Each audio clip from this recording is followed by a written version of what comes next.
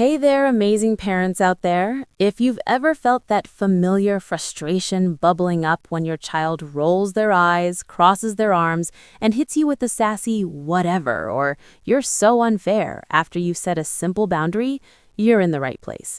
Welcome to the Parent Hub, your ultimate resource for practical, science-backed parenting strategies that fit into real, busy American lives. Whether you're a working parent in the hustle of Chicago, a stay-at-home dad in sunny Florida, or balancing it all in a small town in Texas, we've got your back. I'm Hostname, a fellow parent who's navigated the trenches of raising kids in today's fast-paced world. And today, we're diving deep into one of the most common parenting challenges, backtalk. You know the drill. It's that moment when a simple, no, you can't have ice cream before dinner turns into a full-blown debate that leaves you exhausted and questioning your sanity. But here's the exciting part. What if I told you there's a straightforward 3-second response that can stop backtalk in its tracks without escalating into arguments or power struggles? No yelling, no lengthy lectures, just calm, effective communication that rebuilds respect and strengthens your bond with your kids. This isn't some fluffy theory. It's grounded in developmental psychology and neuroscience, and it's transformed countless families just like yours. In this extended episode, yes, we're going in depth today because you deserve all the tools. We'll explore why backtalk happens, the common mistakes we all make, no judgment here, the science behind it, and of course, that game-changing 3-second technique. We'll role-play real-life scenarios from toddler tantrums to teen defiance, share personal stories from my parenting journey, include insights from child experts, and even give you practical exercises to try at home. Plus, we'll discuss prevention strategies, long-term benefits, and how to adapt this for different ages and family dynamics. By the end, you'll feel empowered, equipped, and ready to handle those sassy moments with confidence. If you're new here, hit that subscribe button and turn on notifications. The Parent Hub is all about making parenting less stressful and more joyful. Let's get started. First things first, let's really understand what backtalk is and why it feels like such a gut punch. Backtalk isn't just rudeness, it's your child's way of testing boundaries, expressing frustration, or seeking attention in a world where they're bombarded with influences from school, friends, social media, and even TV shows. In modern American families, where kids are often overscheduled with soccer practice, homework, and screen time, these moments can spike during transitions, like after school or before bed. Think about it. Your 8-year-old comes home from a long day at elementary school where they've had to follow rules all day, and the first no from you triggers a rebellion. Or your teenager, navigating the pressures of high school social dynamics, pushes back because they're asserting independence. According to the American Academy of Pediatrics, backtalk peaks between ages 4 and 6 and again in the tween-teen years, often tied to developmental milestones like language explosion in little ones or hormonal changes in older kids. It's not personal, though it sure feels like it, but a sign that their emotional brain is overriding logic. And in diverse cultural contexts within the U.S., like in Hispanic, Asian American, or African American households, backtalk might intersect with family values around respect and authority, making it even more charged. But no matter your background, the frustration is universal. It erodes your authority, spikes household tension, and can lead to cycles of negativity if not addressed. Now, why does it escalate so quickly? Let's talk about the parent response trap. Most of us, myself included, instinctively jump to explain, defend, or correct. Honey, I said no because, or that's not fair, after everything I do. Sound familiar? A survey from Parenting Magazine found that 75% of parents admit to engaging in debates during these moments, thinking it's teaching respect. But here's the counterintuitive truth. This actually reinforces the behavior. Why? Because kids' brains are wired for attention. Positive or negative, engagement equals reward.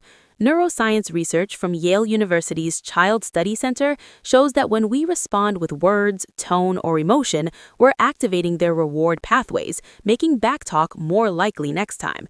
It's like feeding a stray cat. It keeps coming back. Let me illustrate with a common example. Imagine it's dinner time in your cozy kitchen. You've prepared a healthy meal after a tiring day, and your 7-year-old complains, "This food is gross. Why can't we have pizza?" Your blood pressure rises and you launch into, "We can't have pizza every night because it's not healthy and I spent time cooking this for you." Before you know it, it's a back and forth. The kid pushes more, you defend harder, and dinner's ruined. This pattern isn't just draining, it teaches them that sass starts conversations.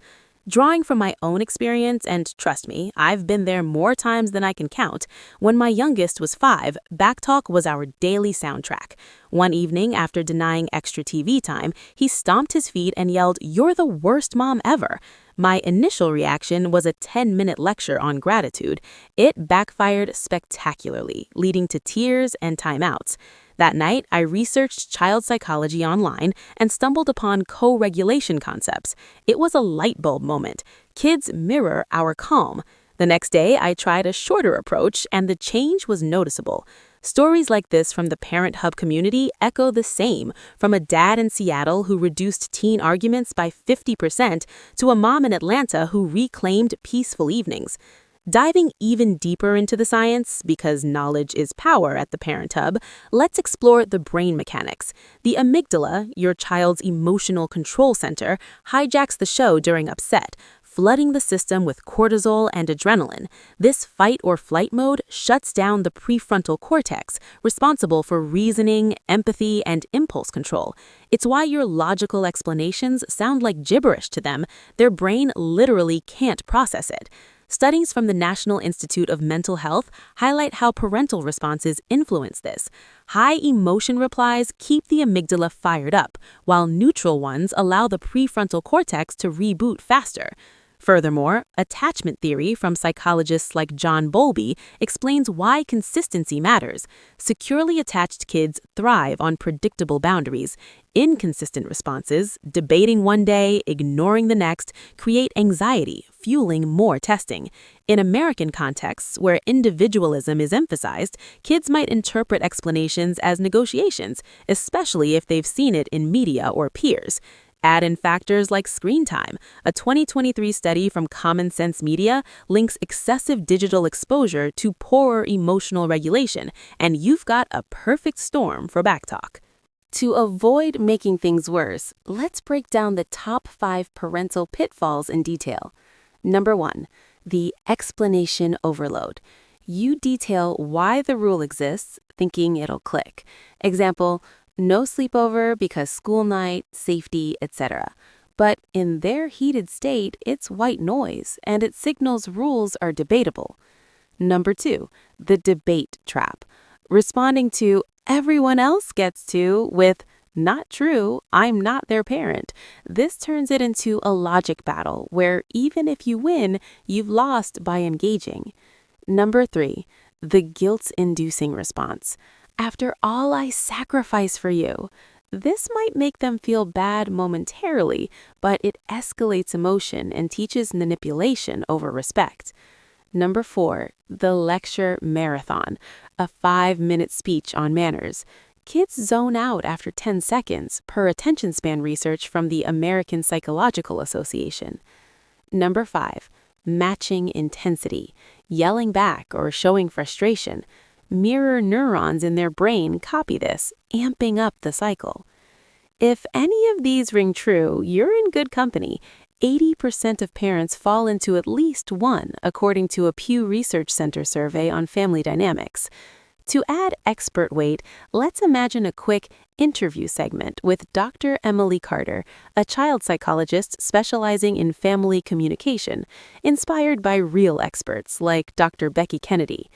Dr. Carter, why do short responses work? She'd say, it's about de-escalation. By not feeding the emotional loop, you allow space for self-regulation, fostering long-term skills. At the Parent Hub, we consult such insights to ensure our advice is solid. All right, parents, the moment you've been waiting for, the 3-second response strategy. This isn't magic, it's a deliberate, evidence-based tool to set boundaries without fuel. The key principles? Brevity, under 3 seconds, neutrality, no emotion in tone, and consistency, every time. Start with a quick pause to regulate yourself. Maybe count to 3 internally or use that 4-7-8 breath I mentioned earlier. Inhale for 4 counts, hold for 7, exhale for 8. It grounds you, preventing reactive responses. Here are the core phrases, customizable for your family. For mild sass, eye rolls, sighs, try that again with respect. For elevated emotions, yelling, tears, I'll listen when your voice is calm. For persistent nagging, that's already decided, asked and answered. For general defiance, that tone doesn't get us anywhere. Why these? They're non-confrontational, focus on behavior, not the child, and offer a path forward. No justification needed. That's the power. Let's bring this to life with extended role plays. Scenario 1. Morning rush in a Boston household. Your 9-year-old refuses to get dressed. This outfit is dumb. I won't wear it. Old response. Explain fashion versus weather. New. Pause. Then, let's say that respectfully. If they retry, Mom, can I choose something else? Engage. Sure. Pick from these options. Outcome, empowerment without battle. Scenario 2, homework time in a rural Ohio home. Tween complains, math is stupid. Why do I have to? Respond, calm voices get help. They calm, ask nicely, you assist. Builds problem solving. Scenario 3, teen in a Miami apartment wants to borrow the car. Come on, Dad, you're being ridiculous. Say, I'll discuss when you're respectful. Later, calm conversation leads to compromise. Scenario 4. Toddler in a Seattle park throws a fit over leaving. No, I hate going home. Use, we'll talk when you're calm. Distract with a song or game. Scenario 5. Blended family dinner in Atlanta. Stepchild mutters under breath about food. That doesn't work here. Follow up with positive when they try again. These examples show adaptability across ages, cultures, and settings, from urban apartments to suburban homes. Prevention is better than cure, right? At the Parent Hub, we emphasize proactive parenting. Build a respect foundation with these habits. Number 1, daily check-ins. Spend 10 minutes undivided attention, no phones. Ask about their day. Validate feelings. Reduces attention-seeking backtalk. Number 2, family rules chart. Co-create visual rules like we use kind words, reference during calm times. Number 3, model behavior.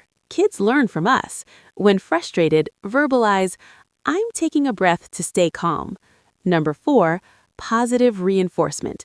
Catch good moments, like, I appreciate how you asked nicely. Ratio, 5 praises to 1 correction per behavior experts. Number 5, screen time limits. Enforce balanced digital use. Apps like Quastodio help. Links backtalk reduction to better focus. Number 6, emotional vocabulary building. Teach words like frustrated or disappointed. Books like The Feelings Book by Todd Parr are great starters. Implement 1 per week for gradual change.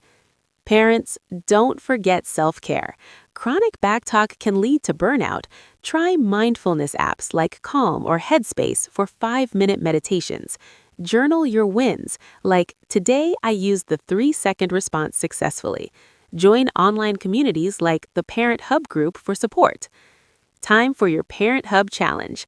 Over the next week, track backtalk incidents in a notebook. Apply the 3-second response consistently, no changes. Less frequency, shorter duration? Share results in comments. Top stories get featured.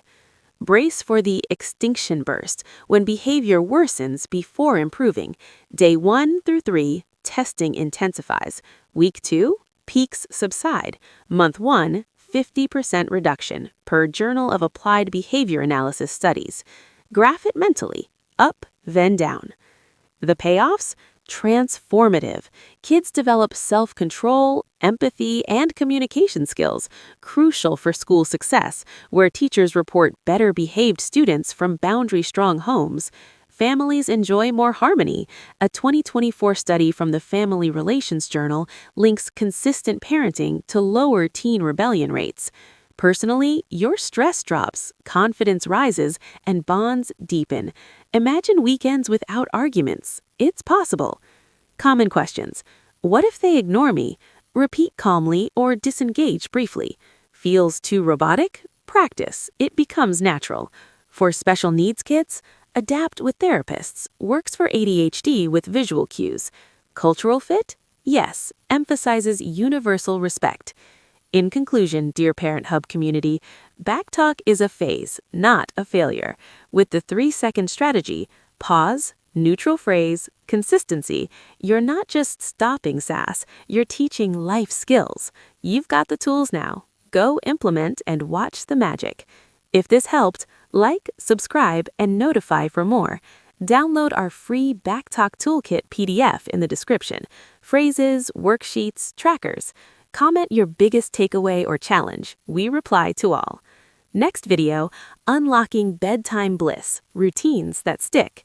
Thanks for tuning in. Your incredible parents changing the world one calm response at a time. See you soon.